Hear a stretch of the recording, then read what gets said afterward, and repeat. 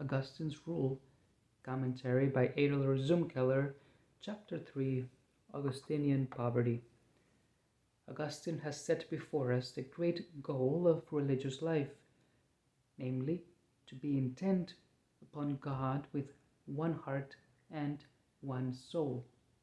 He now speaks of the way to reach this goal.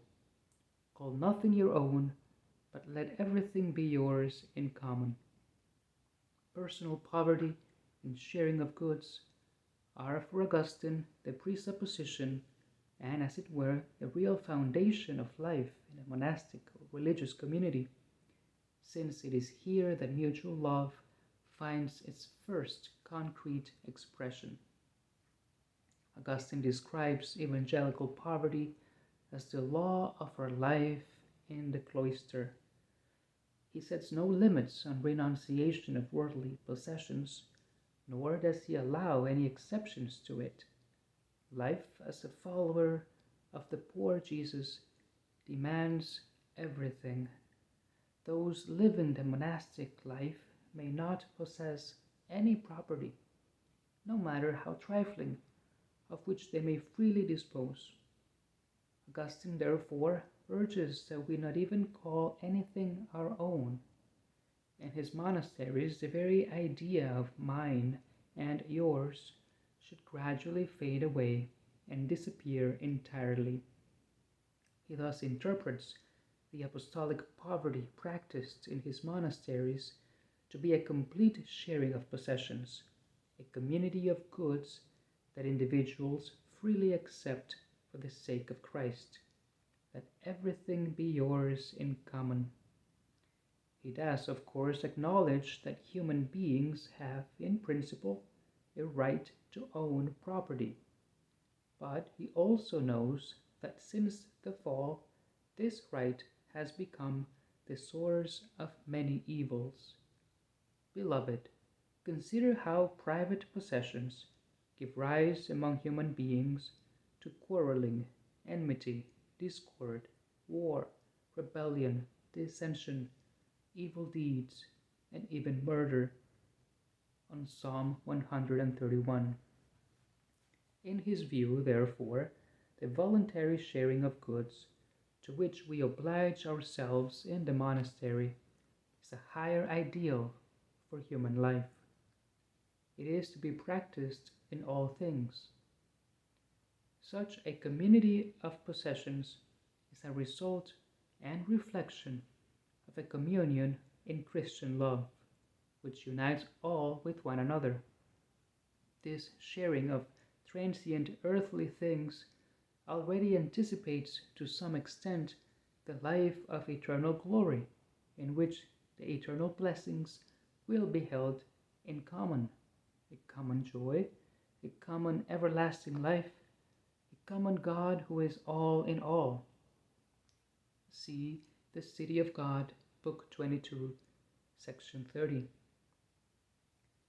In a sermon to the faithful of his diocese, Augustine preached, "I do not want you to bring gifts for my sole use, because they are supposedly more suitable to my rank. Someone may, for example, give me an expensive robe. It may be appropriate for a bishop, but not for Augustine, since he is a poor man and the son of poor parents. People would soon be saying that I had expensive clothes such as I could not have owned in my father's house or in a worldly profession. No, it is not fitting for me. I feel obliged to wear only such clothing as I would be able to give to my brother if he had none. The kind of clothing that a priest can wear, the kind that is suitable for deacons and subdeacons, this I am willing to accept, because I am accepting it for the community. If anyone gives me something of better quality, I sell it. That is my custom, since though the garment cannot be possessed in common, the proceeds from its sale can. I admit it. An expensive garment makes me blush. It is not compatible with my state. It is not compatible with the teaching we heard. It is not simply on these limbs of mine. It does not go with my gray hairs. Sermon 356.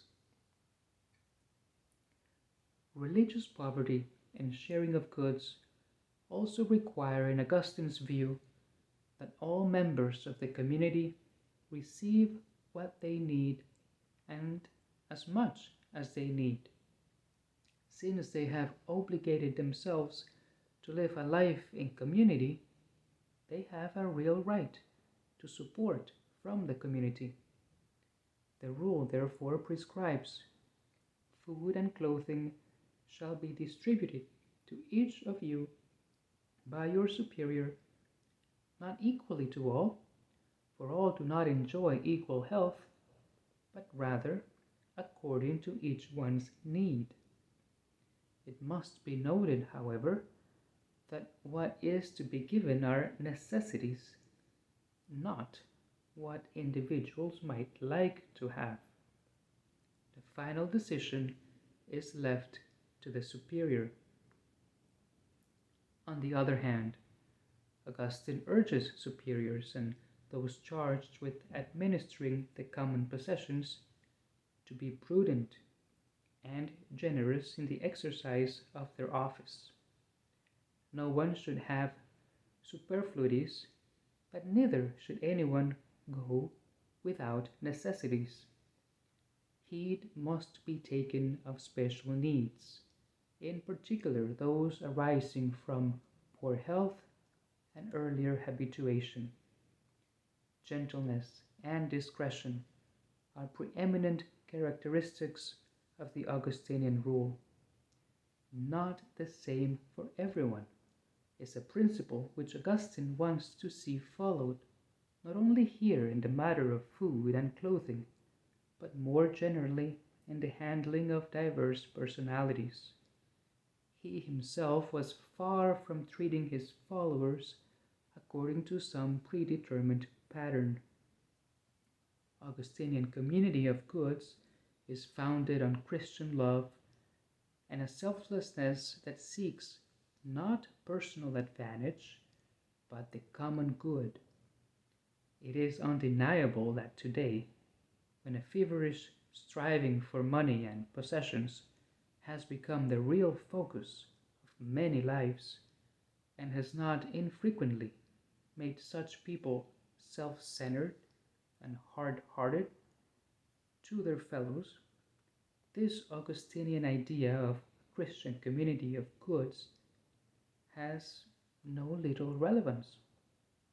For when religious men and women practice this community of goods in a convincing way, they give their fellow human beings a sign that can help them to solve social problems in a Christian spirit and to work against the materialistic consumerism of the age. Augustine's model for a life thus based on Christian sharing of goods was the life of the first Christians in Jerusalem, not only here in the rule, but elsewhere as well. He likes to cite the words of the Acts of the Apostles. No one called anything he had his own possession. All they had in common, and each was given what he needed. Acts chapter 4.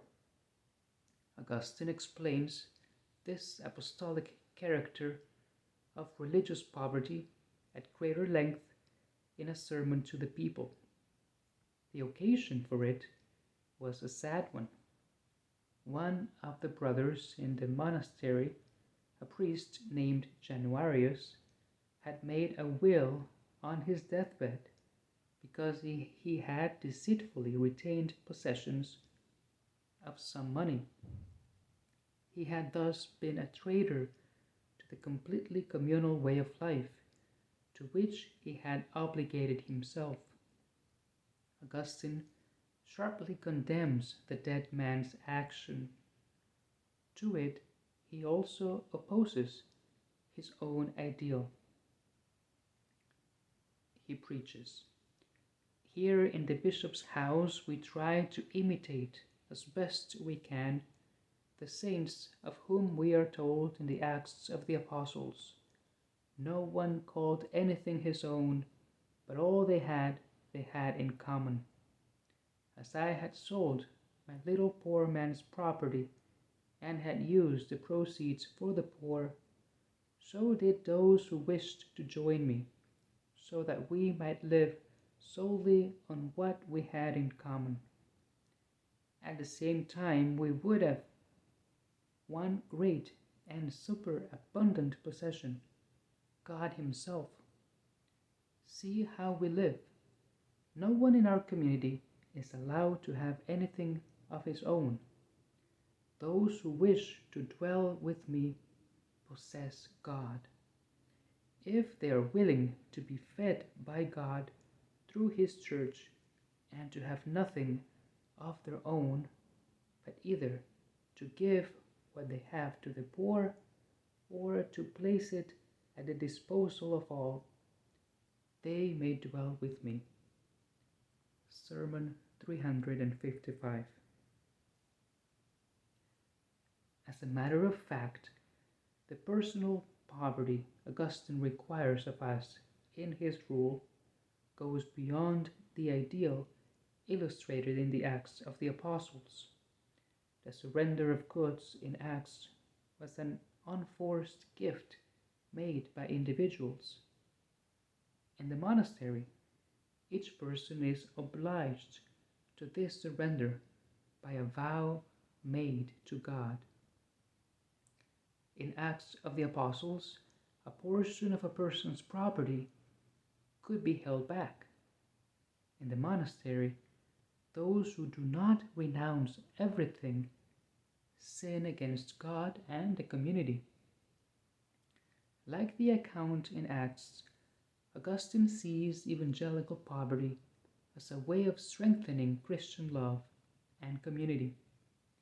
Renunciation of personal property is meant to help us free ourselves of all self-centeredness, so that we can devote ourselves with selfless love to the service of the community and its tasks. For Augustine, then, evangelical poverty is, in a sense, a door leading to genuine love. For St. Paul says of love that it never seeks its own advantage. 1 Corinthians chapter 13, verse 5. And Augustine adds that it places the common good before its own, not its own before the common good.